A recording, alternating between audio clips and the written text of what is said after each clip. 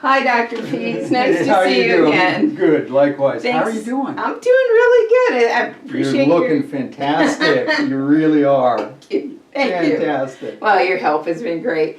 I wanted you, because you've done such a great job explaining to me the glucose ketone index and how to calculate it. Because originally what I did was glucose ketone index. I thought you took glucose, what my American now, if you have your meter from Europe, you're not going to run into this problem. But an American meter, I took my glucose and I divided it by the ketone number, and I thought I had the index, and it was not ever coming out with what, if you use the calculator, says. So, so Dr. P showed me why I should use the calculator, but why was I calculating it myself? And the reason was, at the time, before I got involved with performance stocks, I had an Excel spreadsheet that, it's not too hard to put these equations in the Excel spreadsheet. And so I just put, the dividing equation in. I wasn't getting the right number.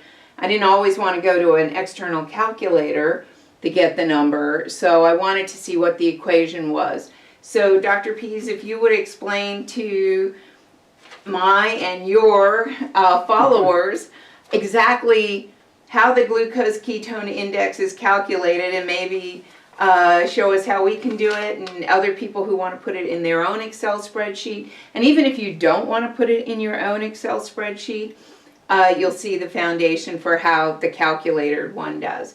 So if you would show us that, that'd be great. Thank you. Perfect. Absolutely. I love this stuff. It's great. So this is the master equation, which is the glucose from the meter divided by 18 divided by the ketones from the meter. Let's take a look at, and that gives us the glucose ketone index. Let's take a look at why that is. So here we have, and it happens to do with the units. So there are two things happening with the units. First off, for glucose, it's coming in as a weight over a volume, and then we convert that into moles over a volume. Now, the ketones come out of the meter as moles per volume, and then these two cancel. Just trust me there. From unit analysis in chemistry, if you love this stuff, this is old hat. If you don't worry about it. But what fundamentally is happening is we're going from a weight to moles, and we're changing the volume from a deciliter to a liter. So there are a lot of things into this, and we could go into break it down on why it's 18. Let's not. Let's go straight into the calculations. So I've put down some numbers here, and you'll notice 18, 18, 18, 18. This is our 18 from over there. Okay, now 126. 126 is the glucose from our meter. Okay, so we're going to go through and do these calculations. Now, many of you will recognize that 126 blood glucose for your fasting blood glucose in the morning before breakfast is the cutoff for diabetes. Above that, you have diabetes. Below that, you don't. We had to set the line somewhere, and it came out at 126. Okay, so let's do that calculation of 126 over 18. All right, so 126 divided by 18 is going to be equal to 7. All right, 7.0 actually. So now, over here we have 3 different readings for your ketone meter. Now, let's plug those in to see what it is. So if we're not in ketosis, let's use a reading of 0.2. So 7 divided by 0.2 divided by 0.2 is going to be equal to 35. Okay, so we start, we're right on the borderline diabetic, and now we start our ketogenic diet, and we get ketones of 0.7 on our meter. So let's divide 7 by 0.7. 7.0 divided by 0.7, okay, and that gives us 10. All right, now we get further into ketosis, and our ketones are running at 2. So let's divide 7 by 2. 7 divided by 2 is going to be equal to 3.5. All right, so let's look at here. Now, we know that in the literature there's sort of very general cutoffs that are discussed somewhere between 1 and 3, that somewhere in that range you tend to go from a nutritional ketosis to a therapeutic ketosis, with one sort of being what I've found out there. So these are your GKI, your Glucose Ketone Index, all right? This is your glucose, these are your ketones. So, we've been on the ketogenic diet for a while, and we've noticed that our sugars are starting to drift down on a daily basis. And so now our sugars have gone from, instead of waking up in the morning at 126 where we're scared, now they've gotten down to 100. So let's go through using a waking blood glucose of 100 and do our same calculations and see how it affects the glucose ketone index. All right, so we have 100 divided by 18. Clear. 100 divided by 18 is equal to 5.6. 5.6. All right. Now, 5.6 with the ketones. So let's say we dropped off the ketosis for a while. Our glucose still stayed down, but we have a ketones of 0.2 divided by 0.2, and that puts us at 27.8. And now, if we take 5.6 divided by 0.7, which is a respectable level for your ketones, 5.6 divided by 0.7 equals 8, and by 2. 5.6 divided by 2 is equal to 2.8. All right?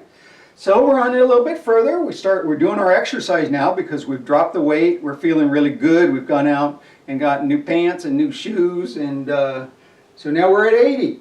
80 over 18. Start up our calculator again. 80 divided by 18 is going to be equal to 2.9. 2.9 out of ketosis gets us 14.3.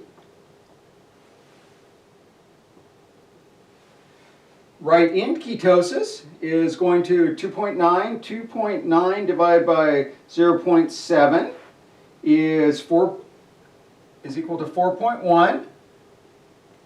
And for 2.9 divided by 2 is equal 2.9 divided by 2 is equal to 1.5. All right?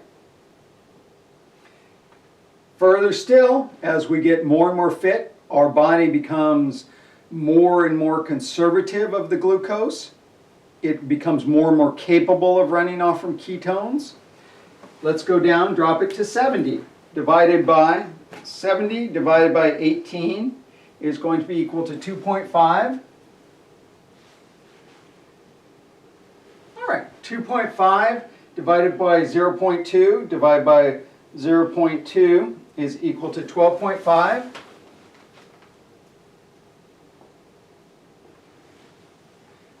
Two point five divided by 0.7 is equal to 3.6.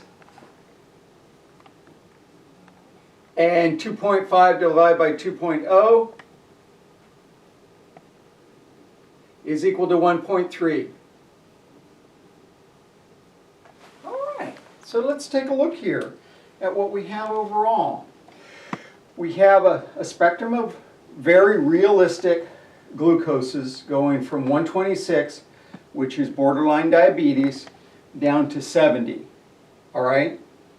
And we have borderline ketosis up to solid ketosis. And you can see where these numbers tend to trend. All right? So really understand that there are two ways to affect the glucose ketone index. We can change the glucose, or we can change the ketones. All right? And that's the take-home message. And as in one of my other videos, I talked about how the body is always changing and that it's becoming more and more capable as you go on in a ketogenic lifestyle.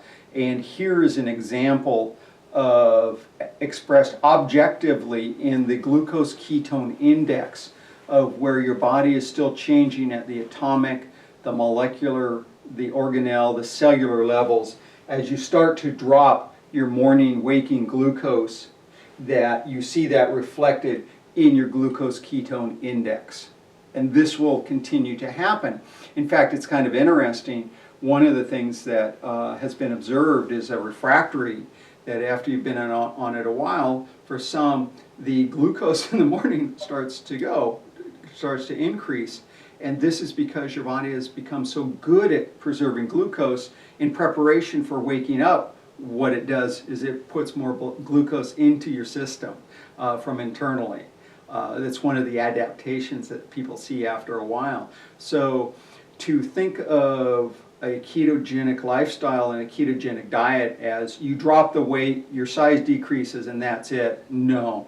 You get better and better and better and better. It is the exact opposite of putting mileage on your car. You buy a new car, you drive it, and the further you go, the more things fall apart and the worse it gets. Imagine the reverse of that. Imagine if you got an old junker car from the dump. You put it on a ketogenic diet, and it gets better and better and better all the time. Okay, that's what's really happening with your body.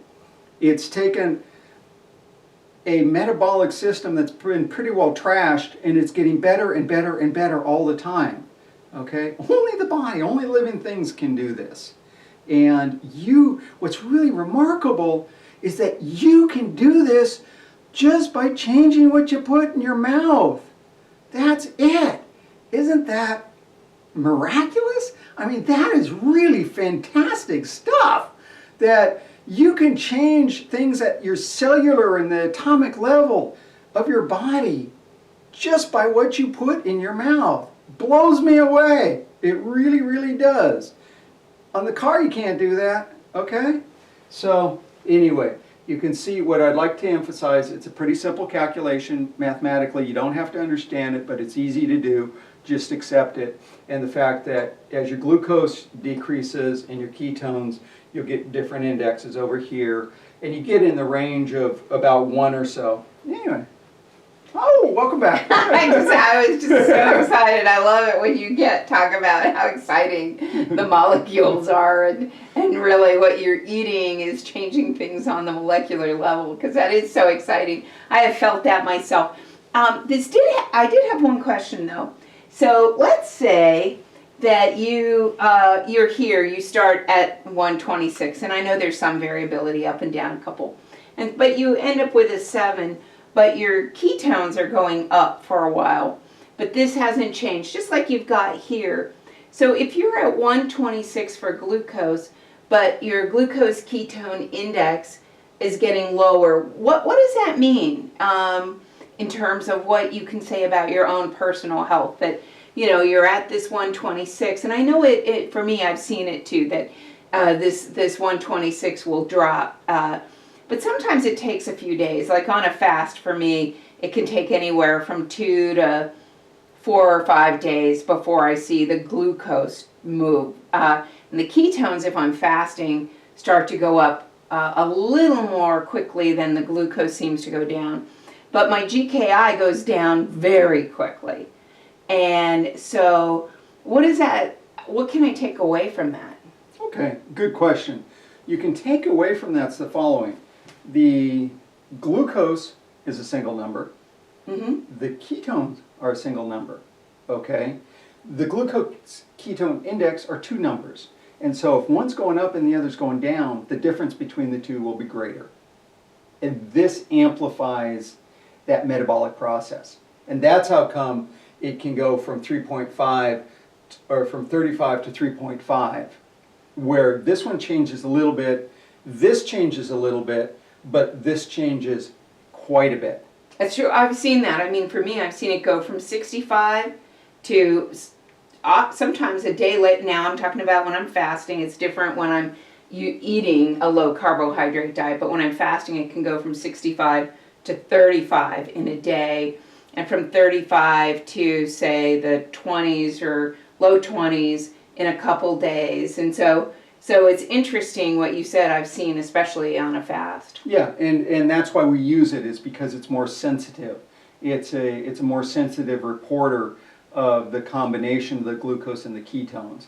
Because ketones will tell you one thing, glucose will tell you one thing, but what we want is we want to know the most sensitive measure for your entire body, what's going on.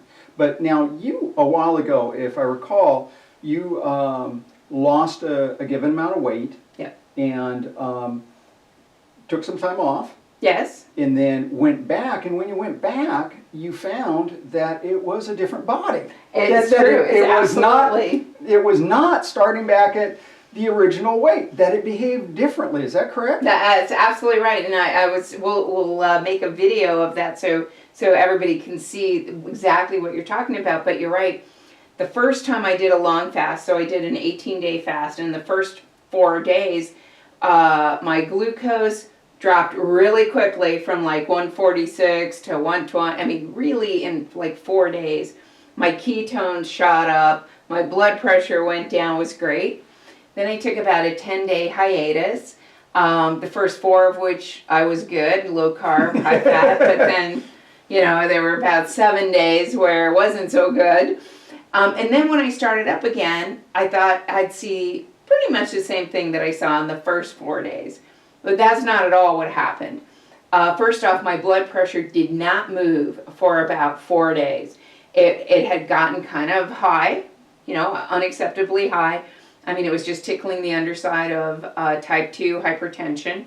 And before, it had gone to optimal. It had dropped from type 1 hypertension to high normal to even tickling optimal. So that was fabulous. So the break definitely impacted my blood pressure, but that took about 7 days to get there, 7-8 days. It didn't happen right when I started taking a vacation from the fasting or dieting. Took about 7 or 8 days before that normal blood pressure to go up, but it didn't go up incrementally. It went from, yeah, no, you're fine, to And so when I started on the second fast, it took 4 days for that to move down. And in fact, I did increase my blood pressure meds under doctor's supervision a little bit, and just for a short period of time to bring it down to what was an acceptable level. And but about 4 days, at day 4, it started to mimic what the first fast did, where now it was chunking down more rigorously. You're right, but I'm sorry, that was a long way of saying, no, you're right. It wasn't the same body, it wasn't the same experience, but I was doing pretty much the same thing. So let me get this. How many years had you been on blood pressure medicines? I have been on blood pressure medicine, let me see, my children are around 20, so it must happen right around, I've got kids. I think almost 20 years, 18, 20 years, something like that. Yeah. So just in short, 18, 20 years, it hadn't budged. No, it kept going up, in fact. The dosage kept going up. 10 days of changing your food, your blood pressure dropped. Is that correct? No, actually it was shorter than that. Okay. It was in the first 4 days of the fast it dropped, and about 10 days into the fast it had dropped to optimal level that I could bring, roll back about 25% of the blood pressure meds. Yes. Yeah, you're right. Took under 2 weeks. Yeah. And that's what we're talking about here. That's what we're talking about in terms of changing, your body is changing internally, and to understand the power, just the raw power of the ketogenic lifestyle for changing what's happening inside your body, okay? And what Liz is talking about is you've seen a couple places where she discussed about the change of the glucose, the ketones, the blood pressure, all right? After 20 years of it not budging no matter what she did, changed over to the ketogenic diet, and within days, which is really 240 hours, 10 days, 240 hours, okay? Yeah. Yeah, it's pretty neat stuff, very, very, very powerful, but to recognize that your entire body is changing, and that this index is a very sensitive index for these two parameters that are going on. Yeah. All right. All right. Well, thank you for your time. I appreciate it. And I Always my have pleasure. appreciated your advice. And I know we're going to do some filming around those exact numbers so people can see the numbers. But I think you captured it really well. So thank you. You're welcome. And I'll see you next time. All right. Bye-bye. Bye.